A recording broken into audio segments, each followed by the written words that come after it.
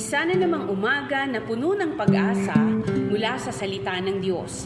Halina at makibahagi sa ating umagang pagbubulay, pagpapalakas at pagpapatatag sa ating pananampalataya sa Panginoong Hesus. Mula sa Section 6 ng Southern Tagalog District Council of the Assemblies of God, tayong lahat ay magkaisa sa pagpapalagong espiritual.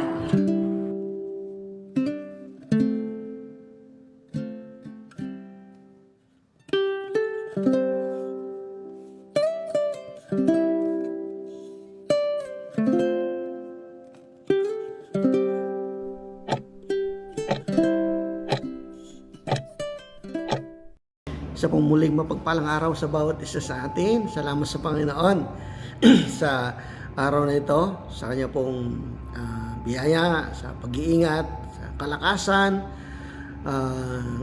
sa buhay. Salamat sa Panginoon at nagising pa tayo.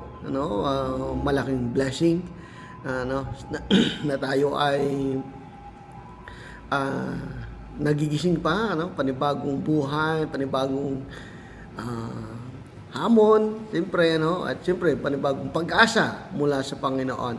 Okay, kamusta po? Kamusta po kayo dyan sa inyo pong mga kinalalagyan? Saan man po kayong dako ngayon, naroroon? Saan mang sulok ng daigdig?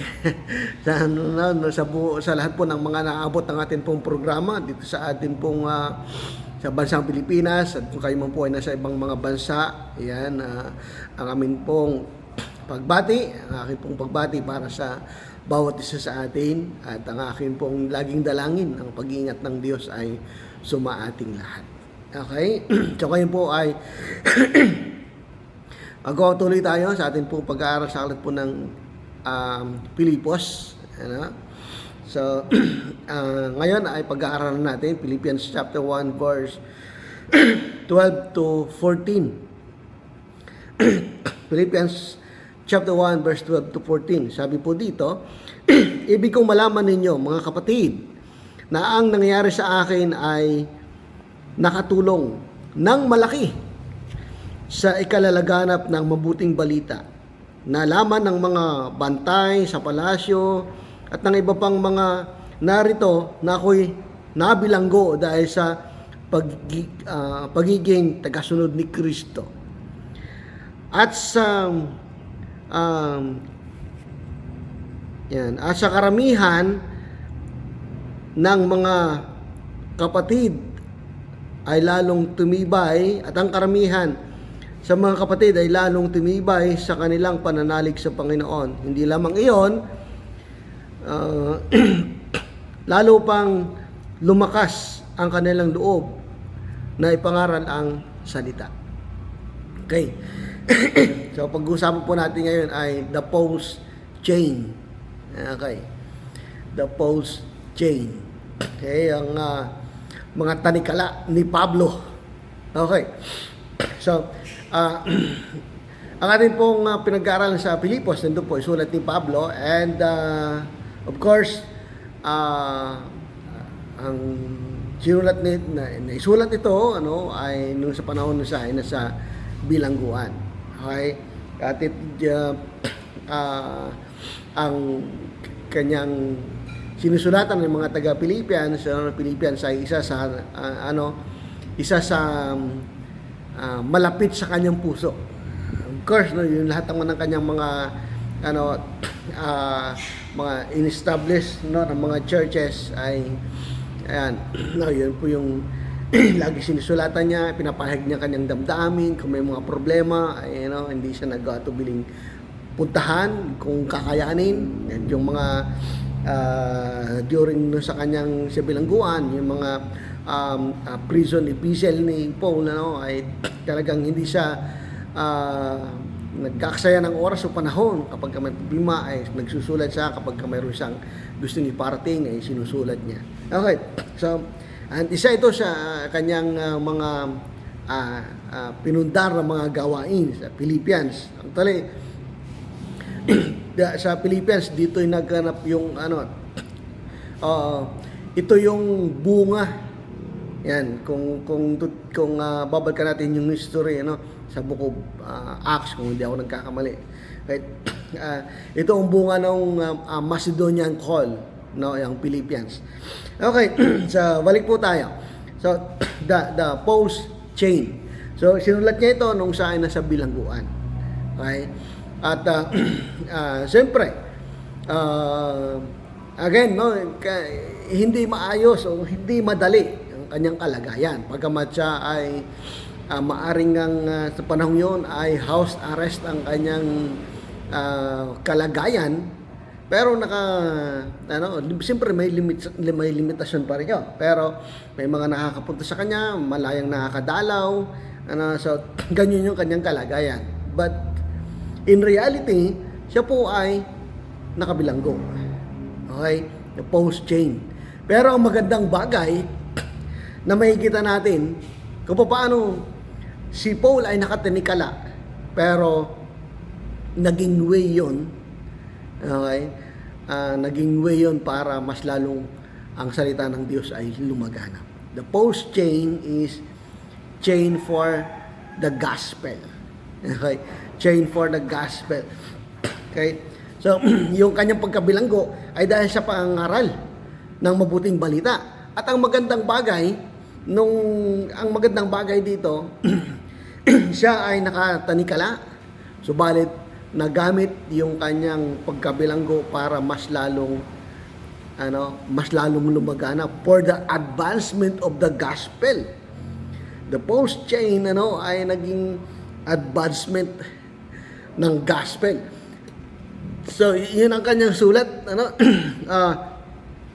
Ang nangyari sa akin ay nakatulong ng malaki. Yan. Siya ay kalalaganap ng mabuting balita. Of course, yung kanyang mga mahal na mga anak sa Philippians ay nag-aalala sa kalagayan ni Paul. Pero yung kanyang laging yung laman ng Philippians ay about joy, rejoice, joy in the Lord, rejoice in the Lord. Okay? So, pagkatapos nga dito, parang sinasabi niya, huwag kayong mag-alala. Huwag kayong malungkot sa aking kalagayan. Ang nangyari sa akin ay lalong mas nakabuti. Dahil dito, mas lalong lumaganap ang mabuting balita. Chain for the gospel. Okay? So, at ang maganda nga doon, yung siya ay nabilanggo, pero naging way yun para mas lalong lumaganap ang mabuting balita. Iyan, nakakamangha ang pamamaraan ng Diyos. And magandang bagay din para kay Paul na ganito niya tinitingnan yung kanyang kalagayan. Okay? Yung kanyang present situation, present circumstances ay ginamit niya o nagamit para mas lalong lumaganap ang mabuting balita. Diba? So, hindi nahadlangan ng mga tanikala ang mabuting balita. Bagkus pa nga yung kanyang tanikala ay naging daan para mas lalong lumaganap ang mabuting balita. Wow, So, napakabuti ng Panginoon dahil kayang gamitin ng Diyos yung iba't ibang sitwasyon natin sa buhay para ang gospel, para mabuting balita ay may bahagi. Okay? So, paalala din ito sa atin pong buhay, pananampalataya, paglilingkod sa Panginoon. Hindi laging ang kalagayan natin ay mabuti. Okay? So, pero, kagaya ni Paul, kung hindi man mabuti ang kalagayan, hindi dapat tumitigil doon yung gospel. Okay? Kahit yung hindi masyadong kagandahan na kalagayan natin, pwede pa rin yung gamitin. Pwede natin yung gamitin, pwedeng gamitin ng Diyos para malalong mahayag ang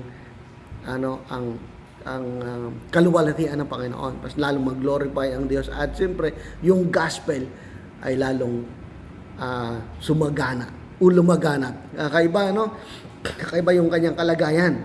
Pero sabi niya, Huwag kayong mag-alala, mga kapatid, mga anak, sa aking pananampalataya, dahil ang nangyayari sa akin ay lalong nakatulong ng malaki. Okay? Diba? Ganun niya tinitingnan yung sitwasyon niya. Minsan kapag hindi masyadong maganda yung kalagayan natin o yung sitwasyon natin sa buhay, parang titigil ka na o hihinto ka na o kaya naman ay magmumukmuk ka na lang. Pwedeng si Paul, maaring ganun ang kanyang sitwasyon. Nangangaral ako, kaya ako nandito ay dahil nangangaral ako ng mabuting balita. Okay? Nangangaral ako ng salita ng Diyos, pero nakulong pa rin. Pero may problema pa rin, may hindi pa rin maayos na kalagayan sa buhay. But still, hindi nahadlangan nito yung advancement of the gospel. Okay? Sa mga kapatid, maaring sa mga sitwasyon natin sa buhay, pwedeng gamitin ng Diyos yan. Tingnan lang po natin yung magandang side ng sitwasyon natin. Ano man ang iyong sitwasyon, ano man yung kalagayan, hindi man masyadong kagandahan, pero pwede yung gamitin ng Diyos para sa kapurihan ng Diyos. Pwede gamitin ng Panginoon yan para ang kanyang salita ay mas lalong lumaganap. Okay? So, yung mga sitwasyon mo ngayon sa buhay, huwag nating dibdibin o huwag nating ikapanghina. Huwag nating ikapanghina ng loob yung kalagayan natin sa buhay dahil alam ng Diyos yung iyong kalagayan at nangyayari. May mga purpose lahat ng mga nangyayari sa atin. Okay? So, pwedeng gamitin yun. Kaya si Paul, nangyari sa kanya, pero naging way yun. Sabi, pwedeng maging way. Yung sitwasyon mo sa buhay, pwede yung maging way para ang salita ng Diyos ay maipahayag. Okay, kagaya ng sitwasyon ni Paul. Paul's chain. Ano po?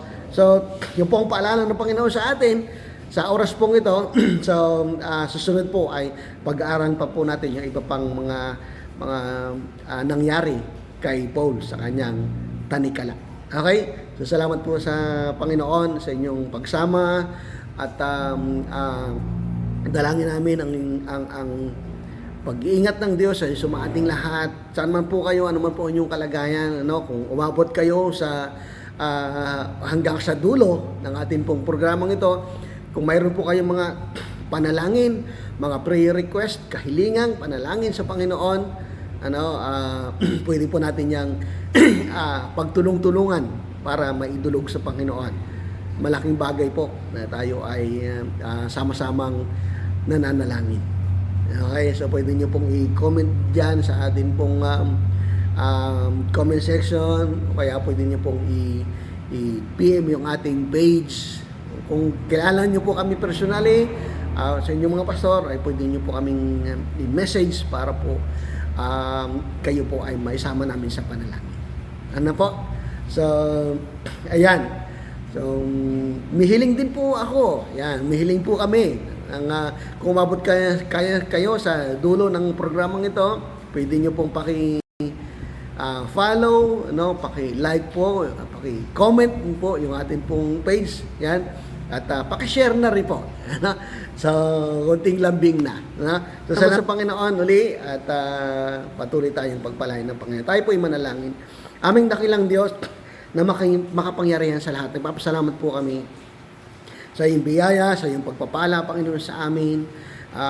Panginoon, maaring sa kalagayan namin ngayon, sa aming buhay, sa mga nangyayaring medyo mga nakakalungkot na mga nangyayari sa aming panahon, Panginoon, dalangin namin na makita namin yung magandang bahagi ng kalagayan ito, Panginoon. Ang aming sitwasyon, makita namin yung mas maganda, yung mga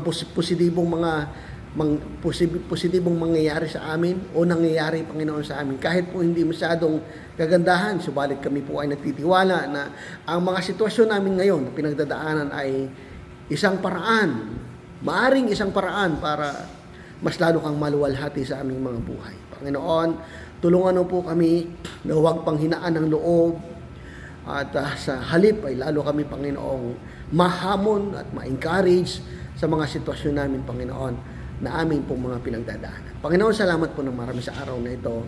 Ikaw pong magpala, Panginoon, sa mga kapatid namin narito, kasabay po namin sa amin pong devotion, kasabay namin na nanalangin.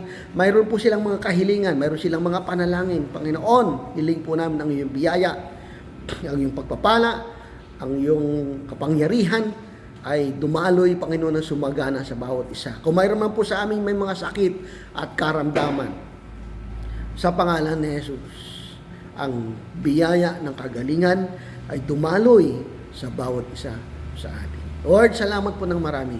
Inaangkin po namin ang mga biyaya, inaangkin namin ang mga pagpapala, inaangkin na po namin ang mga katugunan sa amin po mga panalangin.